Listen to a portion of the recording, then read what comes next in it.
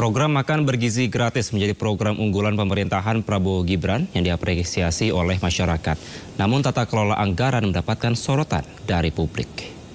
Bagi saya, makan bergizi untuk anak-anak dan ibu hamil ini adalah strategi yang tidak mendukung hal ini. Silakan keluar dari pemerintah yang saya pilih. Program makan bergizi gratis menjadi program unggulan pemerintahan Prabowo Gibran. Meski belum optimal, namun pemerintah terus meningkatkan kualitas makanan yang diberikan. Standar operasional prosedur juga diperketat untuk menjaga pemenuhan gizi bagi anak, ibu hamil, dan menyusui. Selain program makan bergizi gratis, Lembaga Survei Indonesia DNIJA mencatat ada 9 program yang menjadi favorit masyarakat. Ke-9 program itu adalah makan bergizi gratis, rehabilitasi dan renovasi sekolah, serta swasembada pangan. Warga juga menanti program peningkatan kesejahteraan guru dan kenaikan upah minimum nasional yang telah dijanjikan Presiden Prabowo. Keanggotaan Indonesia dalam BRICS juga diapresiasi warga. Namun, hasil negatif juga diberikan publik terhadap sejumlah kebijakan yang diambil pemerintahan Prabowo. Usulan pilkada oleh DPRD mendapat skor minus 7,9. Pembentukan kabinet jumbo minus 6,8. Dan penghapusan utang UMKM minus 5,7. Sementara itu, hasil yang berbeda diungkap oleh Center of Economic and Law Studies atau CELIOS. Hasil evaluasi CELIOS dari studi dilakukan terhadap panelis yang terdiri dari 95 jurnalis, Presiden Prabowo Subianto memperoleh rapor 5 dari total 10 poin. Sementara, Wapres Gibran Raka Buming Raka mendapat rapor yang sangat rendah, yakni 3 dari 10. Studi juga menunjukkan 74% responden menilai janji politik hanya sebagian yang berhasil, sementara sebagian lainnya tidak terlaksana. Capaian program juga dinilai kurang optimal, yakni hanya 37%. Dan rencana kebijakan tidak sesuai dengan kebutuhan publik, yakni 34% saja.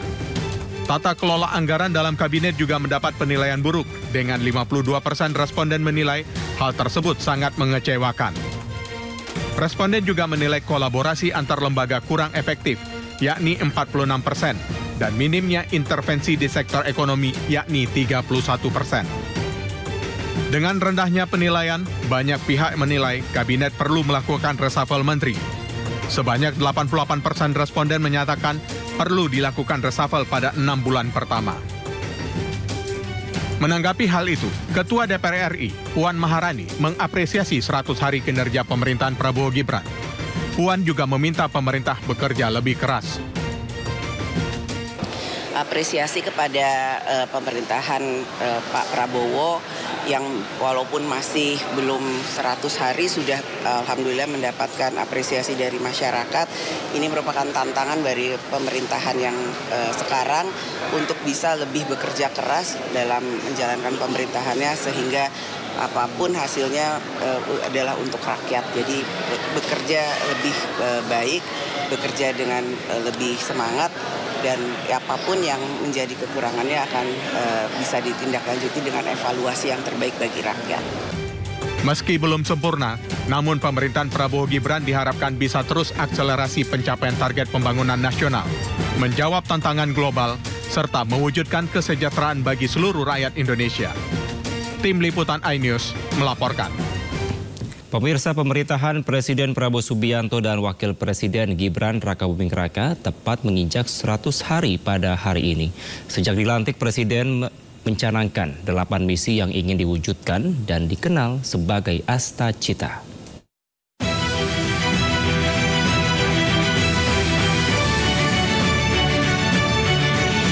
Sejak dilantik pada 20 Oktober 2024 sebagai Presiden, Prabowo Subianto bersama Wakil Presidennya Gibran Raka Buming Raka membuat sejumlah torehan sejarah tersendiri. Prabowo Gibran menyebut kabinet yang dipimpinnya sebagai kabinet merah putih yang terdiri dari 48 kementerian. Total jajaran kabinet ada 112 orang yang terdiri dari 7 Menko, 41 Menteri, dan 52 Wakil Menteri, serta 12 pejabat setingkat menteri seperti Panglima TNI, Kepala BIN, Kapolri, dan Jaksa Agung. Jumlah tersebut di luar penasihat presiden, utusan khusus presiden, staf kepresidenan, dan kepala badan setingkat menteri. Jumlah pembantu presiden yang terbilang besar disebut presiden guna mengimbangi visi yang ingin diwujudkan Prabowo Gibran yang dituangkan dalam 8 misi. Ke-8 misi presiden ini disebut Astacita.